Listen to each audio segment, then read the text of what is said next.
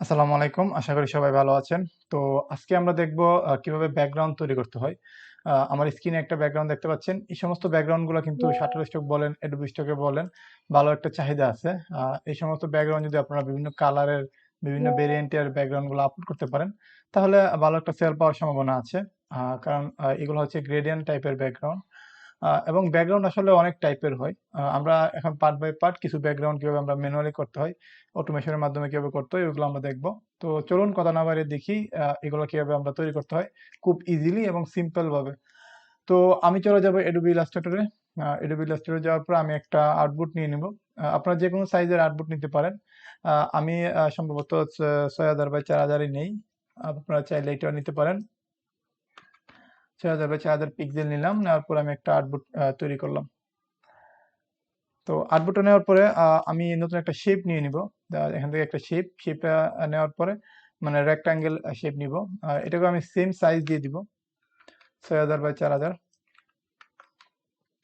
তারপরে আমার সেম সাইজের একটা শেপ চলে আসবে। এটা আমি ভার্টিক্যাল এবং হরিজন্টাল সেন্টার করে দিলাম।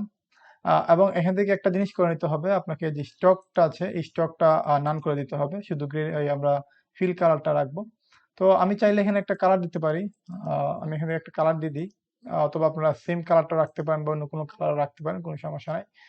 যে কোনো কালারে আপনারা কাজগুলো করতে পারেন। তো এই তো এটা হয়ে গেল। এখন আমরা যাব নেক্সট স্টেপে। আমরা চলে যাব গ্রেডিয়েন্টে।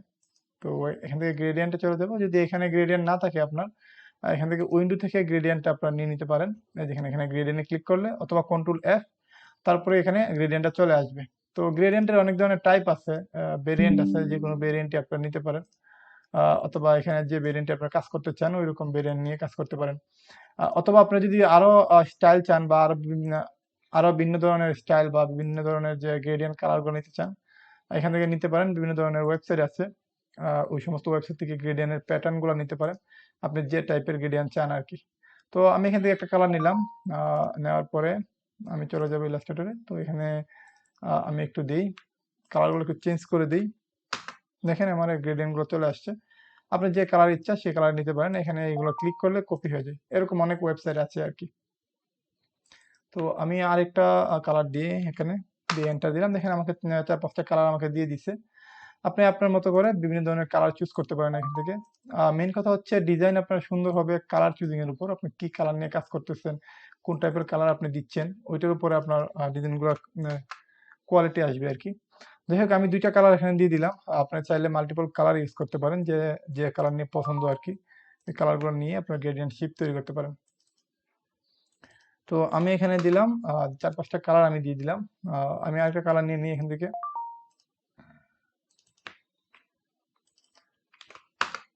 তো এই কালারটা এখন অলরেডি হয়ে গেছে। তো এখান থেকে আর কিচ্ছু করতে হবে না। আমি এটাকে আপনার এখন একটু জেপিজিতে সেভ করে নেব ফাইল থেকে।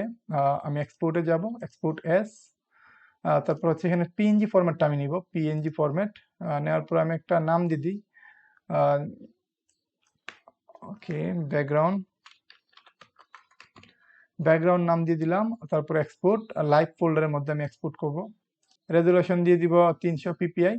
তারপরে এখানে ব্যাকগ্রাউন্ড কালারটা থাকবে ট্রান্সপারেন্ট, তারপর ওকে। তো এটা আমার সেভ হয়ে যাবে। তো এটা আমার সেভ হয়ে গেছে অলরেডি। দেখেন আমার জেপিজি ফরম্যাটে সেভ হয়ে গেছে। তো এখন আমি এটাকে আমাদের যে দেখানোর স্টাইলটা আছে, এরকম স্টাইল কিভাবে আমরা দিব, আহ, এরকম কিভাবে আমরা করব, একটা টুলের মাধ্যমে এটা করে ফেলতে পারবো খুব ইজিলি। আসলে অনেকভাবে করা যায়, অনেক সিস্টেমে করা যায়। আমি একটা টুল ইউজ করব, মানে একটা ওয়েবসাইট আর কি। আপনারা এখানে এই ওয়েবসাইটে লিখে সার্চ করতে পারেন, ল পলি জেনারেটর। আপনারা এই লেখাটা লিখে গুগলে সার্চ করলে এটা পেয়ে যাবেন, অথবা লিঙ্কটা আমি আপনাদেরকে দিয়ে দিব ডেসক্রিপশনে। দেখেন ল পলি জেনারেটর, এখানে গিটহাব লিখলে এটা চলে আসবে। তো এগুলো অনেক ধরনের ওয়েবসাইট আছে, আপনারা করতে পারেন। এখান থেকে আপনারা সাইজ, হাইট, উইথ কত নেবেন এটা আপনারা দিয়ে দিতে পারেন। আমি ডিফল্ট ভাবে রাখলাম। তারপর এখান থেকে সিলেক্ট ইমেজ, এখানে ক্লিক করে আমি যে ইমেজটা আপলোড করবো ওইটা আপলোড করে দেবো এখানে। একটু ওয়েট করতে হবে, এখানে চলে আসবে। তো দেখেন এখানে চলে আসছে। তো দেখেন এখানে চলে আসছে। তো এখন আমরা এটাকে যদি আপনি চাইলে একটু কাস্টমাইজ করে ফেলতে পারেন, বিভিন্ন ধরনের কালার এড করতে পারেন, ভেরিয়েন্টটা ঠিকঠাক করতে পারেন, অথবা ডিফল্ট ভাবে রাখতে পারেন। ডিপ কত হবে এটা আপনারা একটু ঠিকঠাক করে নিলে এটা আপনার মনের মতো করে কাস্টমাইজ করে নিতে পারেন, যেরকম ইচ্ছা আর কি।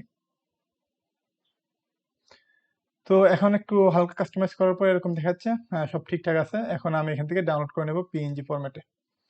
তো এটা আমার ডাউনলোড হয়ে গেছে, দেখি ডাউনলোড ফোল্ডারে যাই, এই দেখেন এখানে ডাউনলোড হয়ে গেছে। তো এখন এটা আমার কিন্তু রেডি হয় নাই, আমি এটাকে আরেকটু কাজ বাকি আছে আমার। তো এখন আমাকে আরেকটা আর্টবোর্ড নিতে হবে, অথবা আপনারা সেম আর্টবোর্ডে নিতে পারেন। আমি আরেকটা আর্টবোর্ড নিয়ে নিব, কারণ শেপটা যাতে মিলে। আমার এখানে কত নিয়েছিলাম আমি আর্টবোর্ডের সাইজ, এখানে আর্টবোর্ডের হাইট উইড নিয়েছিলাম এটা 1920 বাই 1080, আমি এই সাইজটাই নিয়ে নিব আরেকটা। তো এখানে 1920 1080 দিয়ে দিলাম।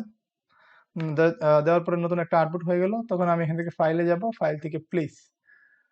তো প্লেস থেকে আমি সেম যে ইমেজটা ডাউনলোড করেছিলাম এটা নিয়ে নিব। এখানে অনেক সময় লিঙ্ক থাকে, আপনারা আনলিঙ্ক করে নেবেন, তারপরে প্লেসে যাবেন। যাওয়ার পরে এখানে আপনারা সেম জিনিসটা এখানে দিয়ে দিতে হবে। দেখেন সেম সাইজের এটা হয়ে গেছে, বুঝতে পারছেন? তো এটা এখানে হয়ে গেছে। এখানে আরেকটা জিনিস আপনার করে নিতে হবে, কন্ট্রোল ওয়াই দিয়ে এগুলো সব ঠিকঠাক করে নেবেন, যে একদম যাতে আর্টবোর্ডের মধ্যেই থাকে। আমি ভার্টিক্যাল এবং হরিজন্টাল সেন্টার করে দিলাম, এবং এটাকে একটু জুম করে আমি একদম পারফেক্ট ভাবে বসাই দিই, যাতে একদম ভিতরে থাকে, সবকিছু ঠিকঠাক থাকে আর কি। তো আমার এটা ঠিক আছে। এখন আমি এটাকে কি করব, এখান থেকে একটু এক্সপান্ড করে নিতে হবে আমাকে, ভেক্টরে কনভার্ট করব আমি। তো এখান থেকে আমার চলে যেতে হবে ইমেজ ট্রেস। ইমেজ ট্রেস এর অপশনটা যদি আপনার এখানে না থাকে, তাহলে উইন্ডো থেকে নিয়ে আসতে পারেন, এখানে ইমেজ ট্রেস অপশনটা আছে। তো এটা সিলেক্ট করে ইমেজ ট্রেসে ক্লিক করতে হবে। করার পরে এখানে আমরা একটু ক্লিক করব মডেলটা, সরি, আমরা এখান থেকে ক্লিক করব মোডে। মোডে ক্লিক করার পরে এখানে কালার দিয়ে দিব। দেওয়ার পরে এখান থেকে নিচেরটা আমরা ফুল টিউন দিয়ে দিব, ফুল টিউন দিয়ে দিলে এটা সবকিছু ঠিকঠাক আছে। তারপর এখান থেকে ট্রেস, তো ট্রেস দিলে ট্রেস হয়ে যাবে। প্রায় শেষ আমাদের কাজ, একটু ওয়েট করি।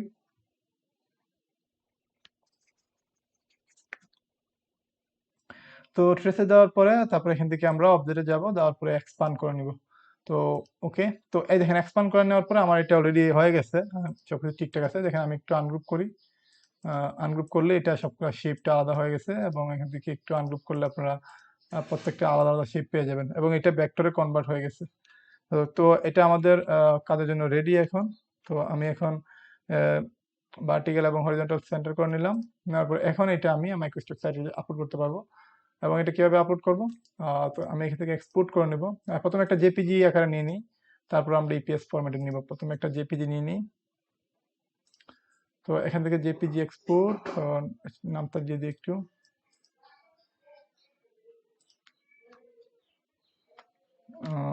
নিউ। তো নিউ ফাইল দিয়ে দিলাম, লাইভ ফোল্ডারের মধ্যে আমি এক্সপোর্ট করব।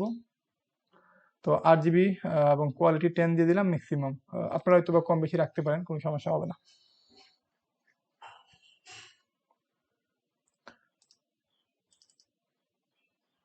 তো তারপর কি করব, আমরা এখান থেকে এটা দেখি গ্রুপ আকারে তো আছে। আচ্ছা, তো এখন এটা আমরা ইপিএস ফরম্যাটে নিয়ে নিব। এখান থেকে EPS new to, new EPS. তারপর হচ্ছে এখান থেকে ইপিএস দেওয়ার পরে সেভ, ইলাস্ট্রেটর 10 ভার্সনে সেভ করতে হবে। তো এখানে ইপিএস 10 ভার্সনে সেভ হয়ে গেছে। আমরা চাইলে এই যে আগের যে ব্যাকগ্রাউন্ডটা আছে, এরকম ব্যাকগ্রাউন্ড করে আপনারা আপলোড করতে পারেন, অথবা আমি যে এখন যেটা করেছি এটাও করতে পারেন, দুইটাই মোটামুটি ভালো চাহিদা আছে। তো এখন কি করব, আমরা এটা দিয়ে আমরা একটু এসইউ করে নিব। এসইউ করার জন্য আমাদের যে মেটা এসইউ টুলটা আছে ওইটা ওপেন করে নিলাম। তো এটা ওপেন করার পরে আমি চলে যাব ফাইলে, যেখানে আমার ফাইলগুলো আছে। এখান থেকে আমি সিলেক্ট করে দিব, দেওয়ার পর ওপেন। তো তারপরে স্টার্ট দিয়ে দিলে সে অটোমেটিকলি এগুলো অ্যানালাইসিস করে আমাকে টাইটেল ট্যাগ সবকিছু দিয়ে দিবে। এটা ইপিএস বলেন, জেপিজি, পিএনজি সব ফরম্যাটে কাজ করে। তো এখানে দেখেন সবকিছু হয়ে গেছে একটার পর একটা। তো আপনারা চাইলে এটা আমার কাছ থেকে নিতে পারেন, হোয়াটসঅ্যাপ নাম্বার আছে, যোগাযোগ করতে পারেন। তো এটা আমার প্রায় এসি হয়ে গেছে, এবং দেখেন এটা সুন্দর করে রিনিম আমাকে করে দিয়েছে সব প্রত্যেকটা। হ্যাঁ, এখন আমি চাইলে এগুলোকে এক্সপোর্ট করে নিতে পারবো, সিএসভি ফাইলটা নিয়ে নিই। আপনি চাইলে এটা দিয়ে আবার আপনার কতগুলো ট্যাগ, কতগুলো টাইটেল নিবেন, এটা সেটিং থেকে কিন্তু আপনার ডিফল্ট ভাবে দিয়ে সেট করে দেওয়া যায়। তারপরে এমবেডও করা যায়, ইমেজ থেকে প্রম্পটও জেনারেট করা যায়, এখান থেকে করতে পারবেন সবকিছু।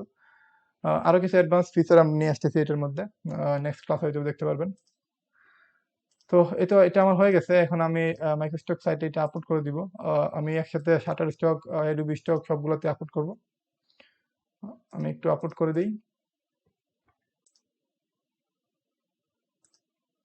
তো আমার এখানে Shutterstock-এ আমি কিছু আগেও আপলোড করেছিলাম। দেখেন এগুলো কিন্তু এআই ফাইল কিন্তু Shutterstock-এ নেই। এআই ফাইল Shutterstock-এ নেওয়ার একটা টেকনিক আছে। এগুলো কিন্তু আমার এআই ফাইল, এআই জেপিজি কিছুদিন আগে এপ্রুভ করেছে। তো এগুলো এপ্রুভ করানোর একটা টেকনিক আছে। এগুলো আসলে YouTube-এ এরকমভাবে দেওয়া যায় না সবকিছু।